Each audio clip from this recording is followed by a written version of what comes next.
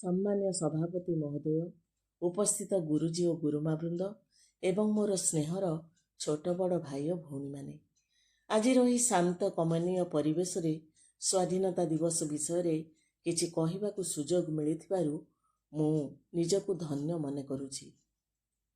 ଏକ ଗୌରବମୟ ମହିମା ମଣ୍ଡିତ ଇତିହାସ ଓ ଏକ ବର୍ଣ୍ଣାଢ୍ୟ ପ୍ରାକୃତିକ ପରିବେଶ ଘେରା ମନ୍ତ୍ର ଯନ୍ତ୍ର ଆଉ ତନ୍ତ୍ରର ପୁଣ୍ୟପୀଠ ମନ୍ଦିର ମାଳିନୀ ଆମର ଏହି ଭାରତବର୍ଷ।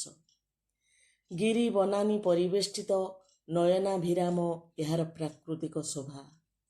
ସ୍ରୋତସ୍ୱିନୀ ତଟିନୀ ସମୁଦ୍ରର କଳକଲ୍ଲୋଳ ଧ୍ୱନି, ମନ୍ଦିରମାନଙ୍କର ଭାସ୍କର୍ଯ୍ୟ ସଂକେତ ଆଉ ଗାରିମାମୟ ଐତିହ୍ୟର ମୁକସାକ୍ଷୀ ଆମର ଏହି ଭାରତବର୍ଷ। ସୁଜଳା ସୁଫଳା ଶସ୍ୟ ଶ୍ୟାମଳା ଆମର ଏହି ଭାରତବର୍ଷ। ଆମ ଭାରତ ଆଜକୁ ଠିକ୍ ଦୀର୍ଘ 2 ଦଶନ୍ଧି ଧରି ବ୍ରିଟିଶ ଶାସନର ଚକ୍ର ତଳେ ପେଶୀ ହୋଇ ଶାସିତ ହେଉଥିଲା।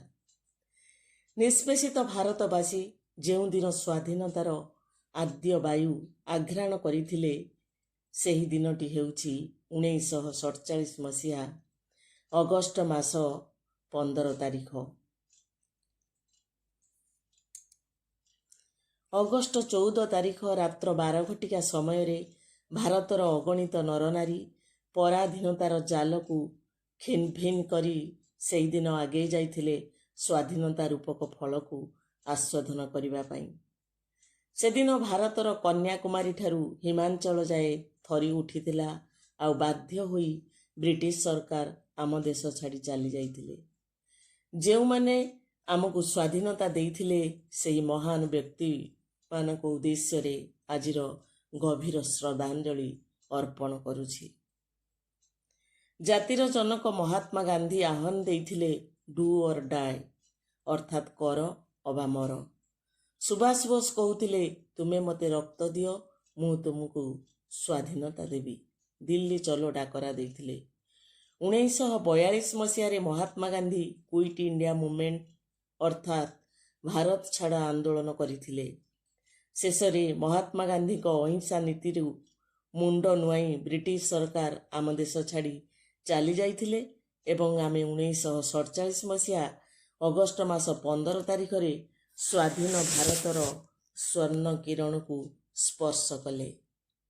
ସ୍ୱାଧୀନତା ଦିବସ ଯେଉଁ ଜାତୀୟ ପତାକା ସ୍ୱାଧୀନତା ଦିବସ ଦିନ ଆମେ ଯେଉଁ ଜାତୀୟ ପତାକା ଆମ ସମ୍ମୁଖରେ ବାୟୁର ହିଲ୍ଲୋଳରେ ଫରଫର ହୋଇ ଉଡ୍ଡୀୟମାନ ହୁଏ, ସେ ଆମକୁ ସୂଚାଇ ଦିଏ ଯେ, ହେ ମୋ ଦେଶର ଭାଇ ଆଉ ଭଉଣୀମାନେ, ମୋ ଦେହରେ 3ଟି ରଙ୍ଗ ଦେଖୁଛ, ସେ ହେଉଛି ଶାନ୍ତି, ମୈତ୍ରୀ ଆଉ ପ୍ରୀତିର ପ୍ରତୀକ।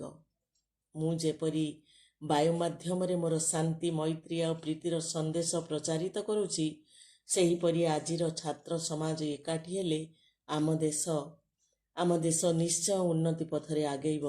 ଏଥିରେ ଦ୍ୱିମତ ହେବାର କିଛି ନାହିଁ। ନାଲି, ଧଳା ଆଉ ସବୁଜ ରଙ୍ଗର ତ୍ରିରଙ୍ଗା ପତାକା ତୁହି ସଭିଏଁ ସମାନ ସାରା ଭାରତର ଯେତେକ ଭଉଣୀ ଭାଇ। ତେଣୁ ଆମେ ସମସ୍ତେ ଆଜିର ଦିବସରେ ସଂକଳ୍ପବଦ୍ଧ ହେବା ଉଚିତ ଯେ, କିପରି ଆମେ ଆମ ଦେଶର ତଥା ଜାତିର ଗୌରବ ବଜାୟ ରଖିବା, ବାହ୍ୟ ଶତ୍ରୁ କବଳରୁ ଦେଶକୁ ମୁକ୍ତ କରିବା ଏବଂ ଅମୂଲ୍ୟ ସମ୍ପଦ ଆମର ଏହି ସ୍ୱାଧୀନତାକୁ ଆମେ ଅକ୍ଷୁଣ୍ଣ ରଖିବାକୁ ସର୍ବଦା ଚେଷ୍ଟା କରିବା। ଏତିକି କହି ମୁଁ ମୋର ବକ୍ତବ୍ୟକୁ ଏଇଠି ରଖୁଛି। ଧନ୍ୟବାଦ। ଜୟ ହିନ୍ଦ, ଜୟ ଭାରତ।